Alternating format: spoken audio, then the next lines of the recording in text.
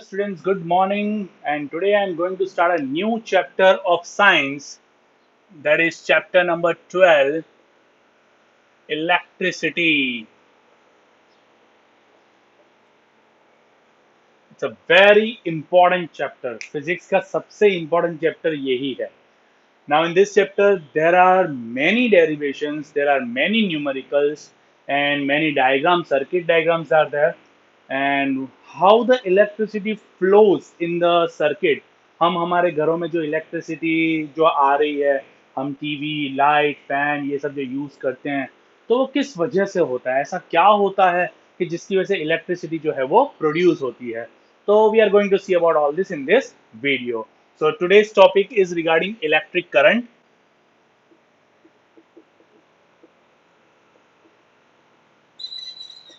We are going to see about electric current. Electric current क्या होता है, उससे related जो terms है वो हम लोग देखेंगे.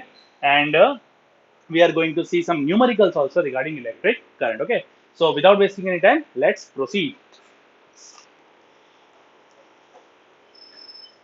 Electricity. One of the most essential part of the life in today's world is electricity. It is controllable and convenient form of electricity. हम इसको कंट्रोल कर सकते हैं. कन्वीनियंट फॉर्म है, एक जगह से दूसरी जगह ट्रांसफर भी कर सकते हैं. It is being used in almost every sector of modern society like households, commercial, transport, industry, to make life easier and faster. हर जगह यूज होता है. इलेक्ट्रिसिटी के बिना समझो ना कि हमारी लाइफ ठप सी पड़ जाएगी. Now electric charge and current. First of all, before studying electric current, we will going to see electric charge. Electric charge का जो सिंबल है ना बच्चों, वो है Q, स्मॉल Q, और इसकी जो यूनिट है ना बच्चों, वो है C. याद रखना इसका, ये यूनिट है और इसका सिंबल है C. का मतलब होता है कूलम. तो हम लोग इसके बारे में देखते हैं. A charge is a physical entity. एक ऐसी चीज है, ये फिजिकली ऐसी चीज है जो किसी ऑब्जेक्ट पे होती है, which is defined by excess or deficiency of electrons on the body. Deficiency यानी कम, इलेक्ट्रॉन्स कम, एंड एक्सेस यानी ज्यादा. तो इलेक्ट्रॉन्स कम या ज्यादा का मतलब है अगर कोई ऑब्जेक्ट इलेक्ट्रॉन लूज कर देता है यानी इलेक्ट्रॉन डेफिशिएंट हो जाएंगे. से फॉर एग्जांपल कॉपर की अगर मैं बात करूं, copper is a conductor. Copper is a conductor, in fact good conductor. Conductor कौन होते हैं? कंडक्टर आर दो सब्सटेंसेस और दो metals which conduct electricity very easily and conveniently. तो copper is one of them. Copper में एक्स्ट्रा फ्री इलेक्ट्रॉन्स होते हैं जिसकी वजह से ये जो है पॉजिटिव आयन गेन करता है. एंड पॉजिटिव आयन जो होता है, एक्चुअली पॉजिटिव आयन की वजह से नहीं, इलेक्ट्रॉन्स जो फ्री होते हैं उसकी वजह से इलेक्ट्रिसिटी कंडक्ट होती है. A body is said to be negative charge if it gains electron. अगर ऑब्जेक्ट गेन करता है इलेक्ट्रॉन को तो वो नेगेटिव चार्ज हो जाता है. हमने देखा है इलेक्ट्रॉन बढ़ जाएंगे.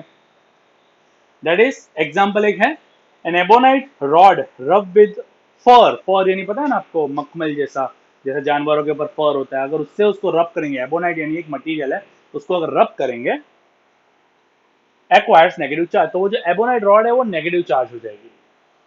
And a body is said to be positive charge if it loses electron. Body positive charge कब कहलाएगी? जब वो इलेक्ट्रॉन लूज कर देती है. तो कॉपर हो गया, मैग्नीशियम हो गया, इन सब के बारे में हमने देखा ही है कि इनके जो एक्स्ट्रा फ्री इलेक्ट्रॉन्स होते हैं वो लूज करके पॉजिटिव आयन गेन करते हैं. एग्जाम्पल भी यहाँ दिया हुआ है. अ ग्लास रॉड रब with silk cloth acquires positive charge. Glass, glass देखा होगा आपने, स्केल भी अगर आपने देखा होगा, उसको सिल्क क्लॉथ पे रब करो, जो सिल्क रेशम जो होता है उसके ऊपर रब करो, तो उसके बाद कागज वगैरह होंगे ना, वो अट्रैक्ट होंगे उसके बाद. आप देखना ये करके, तो ग्लास रॉड है वो पॉजिटिव आयन एक्वायर कर लेता है. तो ये एक पॉजिटिव और नेगेटिव एंटिटी है और कुछ भी नहीं है.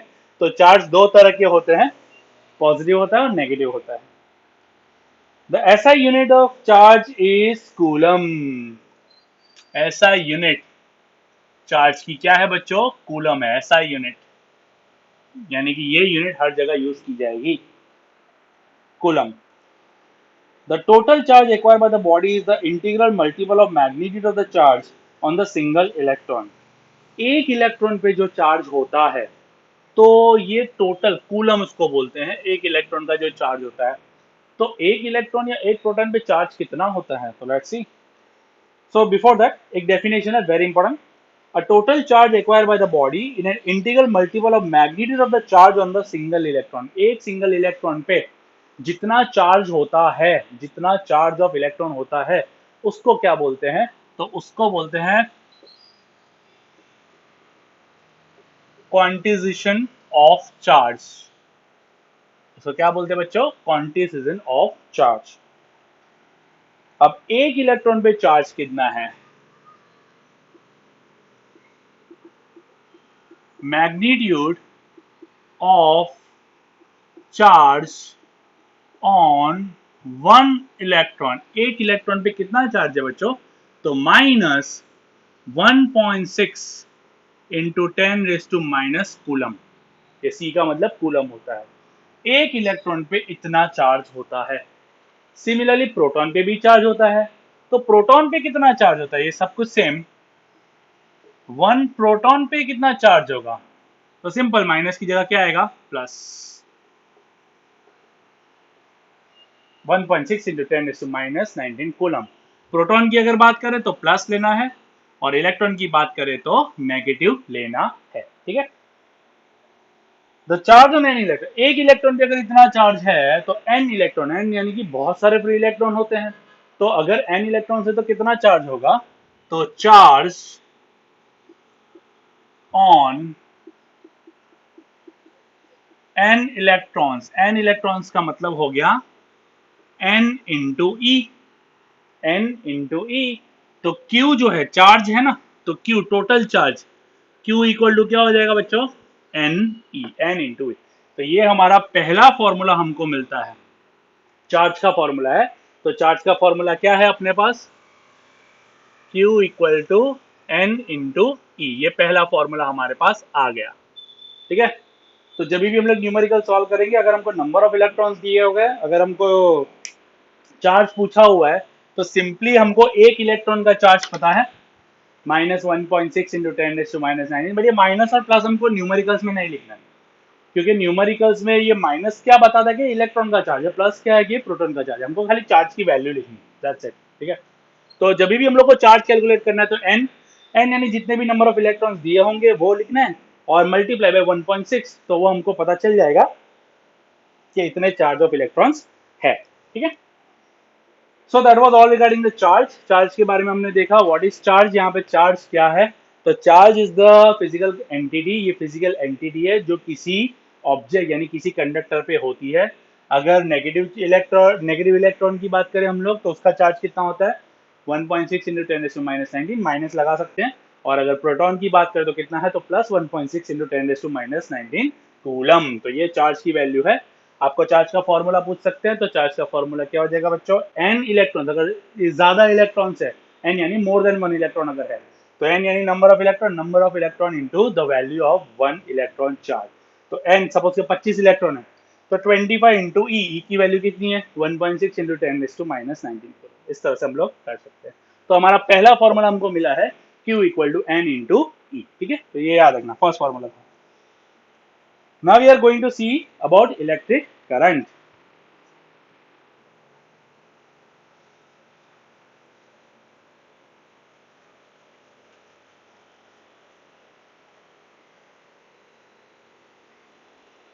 What is electric current?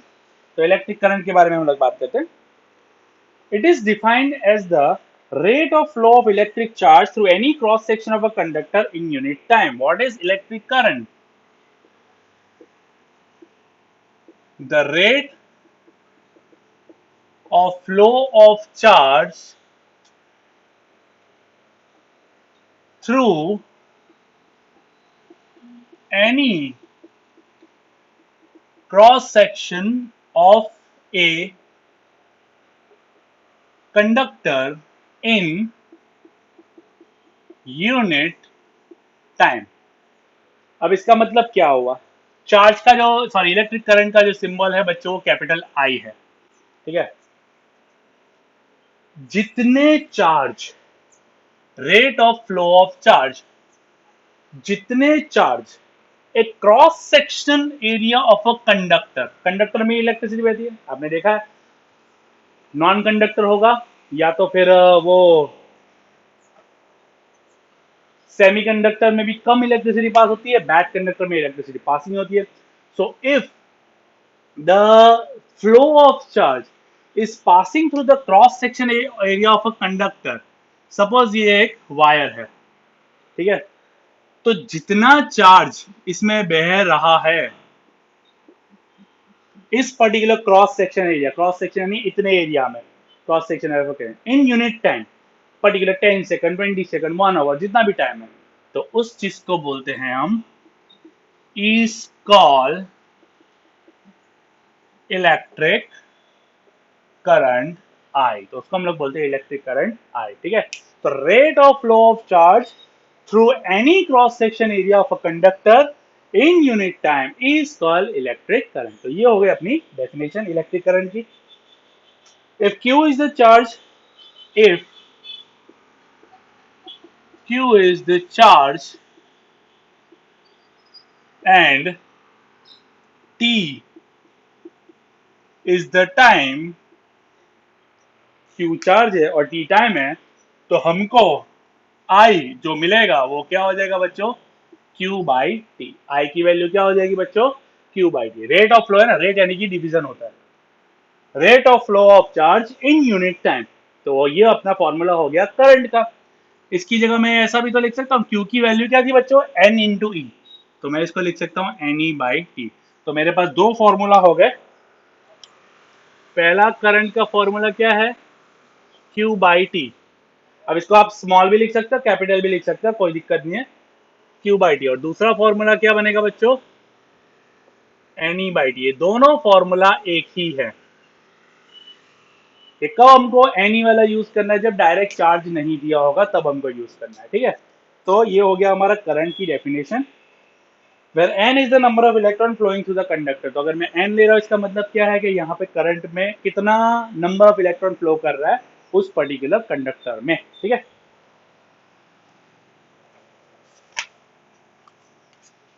The ऐसा unit of electric current is ampere. Electric current जो है तो उसकी ऐसा यूनिट भी तो होनी चाहिए ना, जैसे चार्ज की ऐसा यूनिट थी, तो वैसे करंट की ऐसा यूनिट जो है वो एम्पियर है. AMPERE एम्पियर है. और इसको डिनोट करते हैं कैपिटल ए से. एक्चुअली जब हम पूरा लिखते हैं ना तो कैपिटल से नहीं लिखते, हम स्मॉल से लिखते हैं. ठीक है, और यूनिट में जब लिखते हैं तब हम लोग कैपिटल लिखते हैं. ठीक है, in the honour of the French scientist, ये किसके नाम पे रखी गई, French scientist Andre Marie Ampere. किसके नाम पे रखी गई, फ्रेंच साइंटिस्ट था, उसका नाम क्या था, आंड्रे मारी एम्पियर. तो ये याद रखना है आपको. और कौन से ईयर में, तो वो भी है 1775 से 1876 तक जिया था.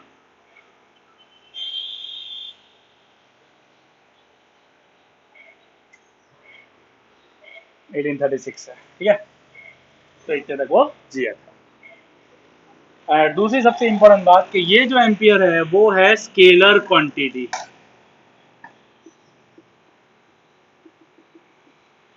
स्केलर क्वांटिटी आपको याद ही होगा बच्चों, scalar quantities are those quantities which doesn't require any direction for its description. Current के डायरेक्शन को डिस्क्राइब करने के लिए, यानी करंट को डिस्क्राइब करने के लिए हमको डायरेक्शन की जरूरत नहीं पड़ती है. ठीक है, तो ये आपको याद रखना है कि it doesn't require direction to describe current and that's why it is called as a scalar quantity. इसलिए इसको क्या बोलते हैं बच्चों, स्केलर क्वांटिटी बोलते हैं.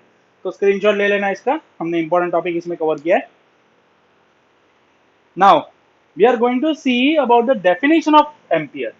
करंट की डेफिनेशन हमने देखी थी, rate of flow of charge. तो इसी पे से हम लोग एम्पियर की डेफिनेशन बनाते हैं. क्या बनेगी बच्चों, rate of flow of charge. Rate of flow of charge यानी if 1 coulomb charge, if 1 coulomb charge flows through a unit cross section of a conductor in 1 second, in 1 second is called 1 ampere current. Then the current produced is called 1 ampere current. अब इसको और इसको compare करते हैं. The rate of flow of charge, charge कितना charge, 1 coulomb charge. अगर 1 coulomb charge पास हो रहा है किसके through, through a cross section area of a conductor in unit time. Unit time, unit यानी कि 1, यूनिट टाइम, टाइम यानी कि यहाँ पे 1 सेकंड.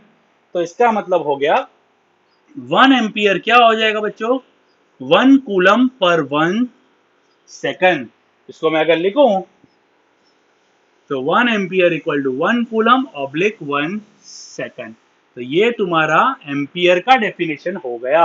ये एम्पियर की डेफिनेशन है और ये इलेक्ट्रिक करंट की डेफिनेशन है. तो इसका स्क्रीनशॉट ले लेना, आपको याद रहना चाहिए. ठीक है. अब इसकी छोटी यूनिट्स भी होती है. जैसे इलेक्ट्रिक करंट एक बड़ी यूनिट है, जो एम्पियर है वो बड़ी यूनिट है. इससे छोटी यूनिट्स भी होती है. तो छोटी यूनिट क्या होगी, 1 मिली एम्पियर. अगर मिलियन की बात करूं तो वो हो जाएगा 10⁻³ एम्पियर. स्मॉल एम यानी 10⁻³ होता है. ठीक है. And 1 micro ampere equal to 10⁻⁻6 ampere. Micro यानी कि -6, मिली यानी कि -3. तो जनरली जो इलेक्ट्रिसिटी हम लोग घर में यूज करते हैं ना वो एम्पियर में होती है. जो हम 2 पिन वाले प्लग यूज करते हैं ना, 4 से 5 एम्पियर का करंट वो जनरली यूज करता है. जबकि 3 पिन वाले जैसे फ्रिज हो गया, एसी हो गया, तो उसको जितनी करंट की रिक्वायरमेंट होती है ना वो अप्रॉक्स 15 एम्पियर के अंदर होती है. ठीक है. इलेक्ट्रिक टोस्टर हो गया, इलेक्ट्रिक ओवन हो गया, फ्रिज हो गया, एसी हो गया, ये बड़े बड़े गैजेट्स हैं जो तो बड़ी एनर्जी कंज्यूम करती है. आयन हो गया, ये सारे में बड़े यूजर है. जबकि छोटे टीवी है, देन दूसरा कुछ चार्जर वगैरह आपने देखा होगा, या कोई भी छोटी मोटी चीज आपने देखी होगी, तो उसमें 2 पिन प्लग होता है. ठीक है. तो 3 पिन और 2 पिन क्या है उसके बारे में भी हम लोग डिटेल में बाद में देखेंगे. तो इसका स्क्रीनशॉट ले लेना. ये इलेक्ट्रिक करंट से रिलेटेड है. तीसरी फॉर्मूला हमने देखी इसमें. ओके.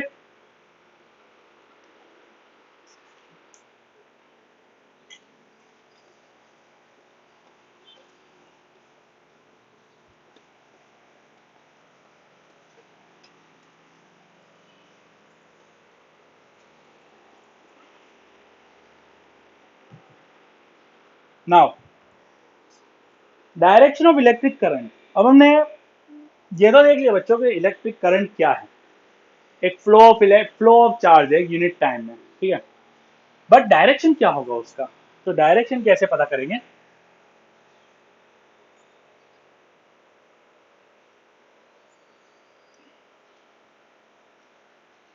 सपोज ये एक वायर से कंडक्टर कनेक्टेड है और ये बैटरी है. ये पॉजिटिव टर्मिनल है, नेगेटिव टर्मिनल है. ठीक है. जो करंट फ्लो होता है ना बच्चों वो पॉजिटिव से नेगेटिव की तरफ होता है.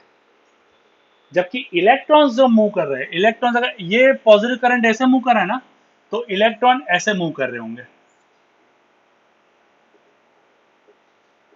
ये इलेक्ट्रॉन्स हैं. इलेक्ट्रॉन्स कंडक्टर में ऐसे मूव करेंगे तो उसके अपोजिट डायरेक्शन में करंट फ्लो करता है. तो ये याद रखना, current is flowing in the opposite direction to the flow of electron. तो डायरेक्शन ऑफ इलेक्ट्रिक करंट क्या है, the direction of electric current is taken as opposite to the direction of flow of electron. तो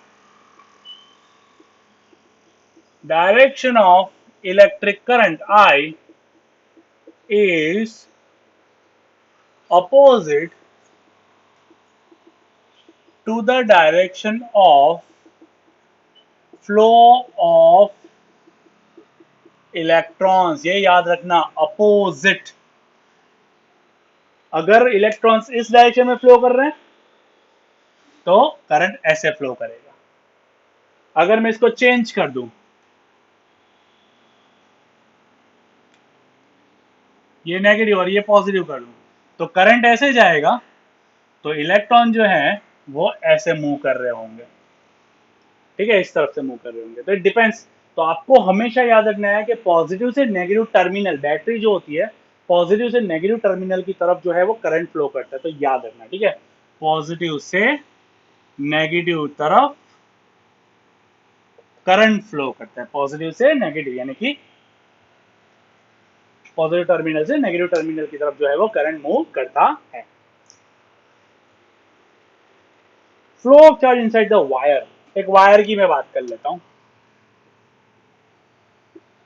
ये wire ले लो, ये cross section wire पता ना cylinder shape का होता है। Inside a solid and atoms are placed together very closely to each other, but electrons are able to travel through the solid crystals and as if they were in the vacuum. देखो बच्चों, ये बहुत ही stiff होता है। Solid conductor की अगर मैं बात करूं तो बहुत ही स्टिफ होता है, बहुत पैक्ड होता है। बट इलेक्ट्रॉन्स जो है ना वो बहुत ही तेजी से निकल जाते हैं। इलेक्ट्रॉन्स जो हैं इनके गैप में से बहुत तेजी से निकल, इलेक्ट्रॉन बहुत छोटा होता है तो एटम्स के बीच में से बहुत तेजी से फटाफट निकल जाते हैं, ठीक है, जैसे वैक्यूम में ट्रैवल कर एकदम फास्ट ट्रैवल करते हैं। When a steady current flows in the conductor, the electron is moved with a certain average drift speed. Drift speed का मतलब होता है एवरेज स्पीड। इलेक्ट्रॉन्स जो होते हैं वो एक पर्टिकुलर ड्रिफ्ट स्पीड से मूव करते हैं जब स्टेडी इलेक्ट्रिक करंट पास हो रहा है। जैसे बैटरी ले लो, 6 वोल्ट की बैटरी ले लो, 6 वोल्ट की बैटरी से जब हम करंट पास कर रहे होंगे तो एक पर्टिकुलर जो स्पीड होनी चाहिए, कितनी स्पीड, अप्रोक्सीमेट 10⁻⁴ मीटर पर सेकंड की स्पीड से इलेक्ट्रॉन ट्रैवल करते हैं। इतनी स्पीड से इलेक्ट्रॉन ट्रैवल करते हैं एक कंडक्टर में अगर स्टेडी करंट फ्लो हो रहा है तो। When a steady current flows in the conductor, the electron in it moves with a certain average drift speed. There is constant speed of the electron inside the conductor, which they move with the effect of external supply to the order of 10⁻⁴ metre पर second. एक second में 10⁻⁴ यानी 1/10,000 metre distance cross करता है एक second में एक electron. Thus the flow of charge, that is the electron, produces current in the wire. तो अगर इलेक्ट्रॉन्स फ्लो नहीं करेंगे तो करंट प्रोड्यूस नहीं होगा। इसीलिए कंडक्टर्स जो होते हैं उन्हीं में करंट प्रोड्यूस होता है, उन्हीं में से इलेक्ट्रिसिटी पास होती है। आप अगर कार्बन ले लो तो कार्बन से इलेक्ट्रिसिटी पास नहीं होती, सल्फर ले लो नहीं होगी। क्यों? क्योंकि उनमें फ्री इलेक्ट्रॉन्स नहीं है। तो जिनमें फ्री इलेक्ट्रॉन्स होते हैं उनको कंडक्टर्स बोलते हैं, जिनमें फ्री इलेक्ट्रॉन्स नहीं होते हैं उनको नॉन कंडक्टर्स बोलते हैं। फ्री इलेक्ट्रॉन की वजह से इलेक्ट्रिसिटी कंडक्ट होती है, ठीक है। तो ये कुछ डिस्क्रिप्शन था हमारा। अब बात करते हैं हमारे एक डिवाइस की जो करंट को मेजर करती है। हमने करंट देख लिया, करंट की यूनिट भी हमने देख ली। अभी देखिए ना, करंट की यूनिट क्या थी, एम्पियर। ये उसकी एसआई यूनिट है। अगर आपको पूछेंगे ना यूनिट तो क्या लिखोगे, एसआई यूनिट। तो इसको मेजर कैसे करते हैं, तो डिवाइस आता है, छोटा सा डिवाइस आता है जिसको हम लोग बोलते हैं ammeter. Ammeter ammeter is the device which measures the electric current. Electric current को मेजर करता है, measures the इलेक्ट्रिक करंट। तो ammeter is the device which measures the electric current. छोटा सा डिवाइस होता है, वायर से कनेक्टर रखेंगे कंडक्टर में तो उस कंडक्टर में कितना करंट पास हो रहा है वो हमको पता चल जाएगा। जनरली इसकी जो यूनिट्स होती है ना वो मिली एम्पियर में होती है। एम्पियर नहीं, छोटी एम्पियर, मिली एम्पियर में होती है। Electric current is measure by the device called ammeter. It is a low resistance. बच्चों इसका जो रेजिस्टेंस होता है वो बहुत ही कम होता है। रेजिस्टेंस क्या होता है, रेजिस्टेंस जैसे कि आप समझ लो कि आप चल रहे हो और बीच में अगर खड्डा वड्डा आ गया तो वो आपके लिए एक ऑब्स्टेकल है, एक रेजिस्टेंस है, ठीक है। तो आप उसको पार करने में टाइम लगाओगे या तो फिर वहां से पार ही नहीं कर पाओगे, तो रेजिस्टेंस उसको बोलते हैं एक सिंपल लैंग्वेज में। करंट का ये जो एमीटर डिवाइस है उसके अंदर रेजिस्टेंस बहुत ही कम होता है, ऐसा समझो नील के बराबर होता है, एकदम कम। इसका मतलब क्या है, जब करंट इस एमीटर के थ्रू पास होगा तभी हमको रीडिंग एक्यूरेट बताएगा, ठीक है। तो करंट को पास करने के लिए रीडिंग एक्यूरेट तभी हमको मिल सकती है जब एमीटर खुद एकदम कम से कम रेजिस्टेंस पे हो, ठीक है। आप पंखा जब चलाते हो तो पंखे का रेगुलेटर पे नंबर होते हैं 1 2 3 4 5। आप 4 पे या 5 पे करोगे तो फुल स्पीड में चलेगा, और 1 पे करोगे तो लो स्पीड पे चलेगा। तो ऐसा नहीं कि करंट कम पास हो रहा है उसमें से, करंट सेम पास हो रहा है उसमें से, बट हमने रेजिस्टेंस बढ़ा दिया। जब हम लोग नंबर कम करते हैं ना तो रेजिस्टेंस बढ़ जाता है, वो करंट के फ्लो को ऑब्स्ट्रक्ट करता है, ठीक है। और जब हम पास कर देंगे यानी कि रेजिस्टेंस कम कर देंगे, तो यहाँ पे हम लोग वेरिएबल रेजिस्टेंस की भी बात करेंगे आगे कि वेरिएबल रेजिस्टेंस भी होते हैं। तो जैसे फैन होता है, फैन के रेगुलेटर में वेरिएबल रेजिस्टेंस होता है, ऐसे और भी बहुत सब में होता है। तो फिलहाल इतना याद रखो कि एमीटर जो होता है वो उसका सबसे कम रेजिस्टेंस जो है वो होता है, जिसकी वजह से करंट जो है वो फुल्ली पास करता है इसमें से बिना रुके या बिना ऑब्स्ट्रक्ट हुए, ठीक है। एंड दूसरी बात, it is always connected in series. Series connection में ही होता है। अब सीरीज क्या है बच्चों? एक वायर ले लो, उसके साथ आप बल्ब अटैच कर दो, ये हो गया सीरीज कनेक्शन, ठीक है। अब ये सीरीज कनेक्शन में अगर सपोज कि ये वाला बल्ब उड़ जाता है तो क्या सारे बल्ब चलेंगे? नहीं। दिवाली की लाइटिंग देखिए ना आपने, एक बल्ब भी अगर उड़ जाता है ना सीरीज बेस है तो बाकी के सारे बल्ब बंद हो जाते हैं। फिर हमको वो एक बल्ब को ढूंढना पड़ता है, फिर एक बल्ब चेंज करते हैं, तब जाके वापस चालू होता है। तो सीरीज में जो करंट होता है वो सबके थ्रू पास होता है और एक लाइन में होता है। अगर एक भी करंट यहाँ पे एक भी डिवाइस ठप हो गया, वायर कट गया, तो बाकी के सारे डिवाइसेस बंद हो जाएंगे। तो ये एमीटर जो होता है हमेशा कैसे लगा हुआ होता है? सीरीज में लगा हुआ होता है, ठीक है। दूसरा कनेक्शन पैरेलल होता है।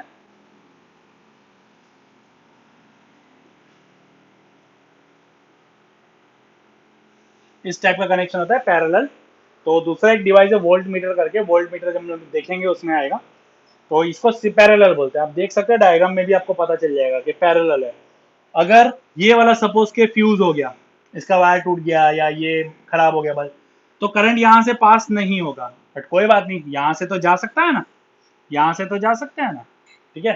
तो पैरेलल कनेक्शन में करंट, अगर एक पर्टिकुलर डिवाइस बंद हो गया तो इसका मतलब ये नहीं कि सारे बंद हो जाएंगे।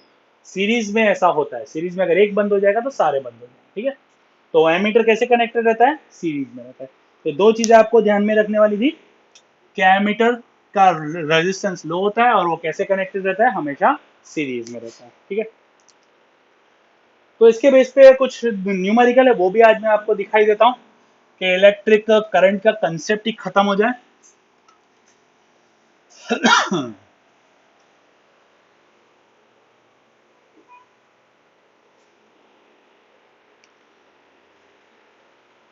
A current of 150 milli ampere, current कितना है?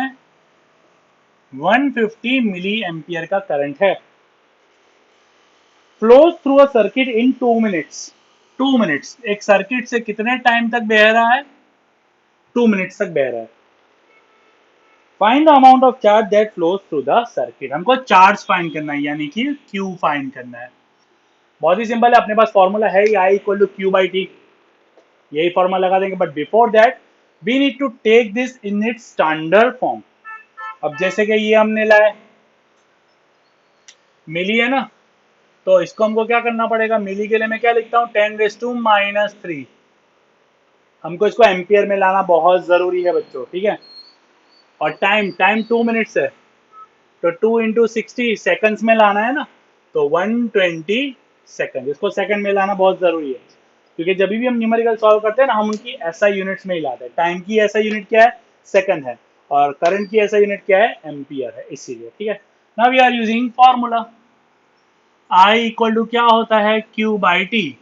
तो ये टी वहां चला जाएगा तो क्यू की वैल्यू क्या हो जाएगी? आई इंटू टी। ये टी वहां चला गया, मल्टीप्लाई में हो गया। तो वैल्यू प्लेस करेंगे, आई की वैल्यू कितनी है? 150 इंटू 10⁻⁻3, और टी कितना है? 120 सेकेंड्स, ठीक है।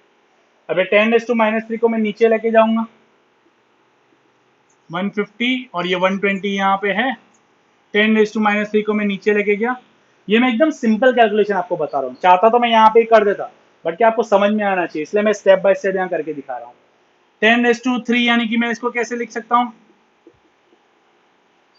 1000 लिख सकता हूँ ना, या कट करने में आपको इजी होगा। एक जीरो यहाँ गया, यहाँ गया, यहाँ गया, यहाँ गया, बचा क्या 10, तो 10 यहाँ पे 5 टू जा, और ये 5 3 जा, और ये 2 यहाँ पे 2 6 जा, ठीक है। तो 3 6 जा कितना हो गया बच्चों, 18 कूलम चार्ज है, यानी कि कितना हो गया 18 कूलम। तो 18 coulomb of charge will pass through this conductor if 150 milli ampere current passes in 2 minutes. अगर 2 मिनट तक 150 मिली एम्पियर करंट पास कर रहे हैं तो कितना कूलम चार्ज पास हो रहा है अंदर से, 18 कूलम चार्ज पास हो रहा है। तो ये था आपका एक पहला बेसिक न्यूमेरिकल। दूसरा न्यूमेरिकल देखते हैं। A total of 6 into 10⁻46 electrons, कितने इलेक्ट्रॉन्स हैं, नंबर ऑफ इलेक्ट्रॉन्स कितने हैं, 6 into 10⁻46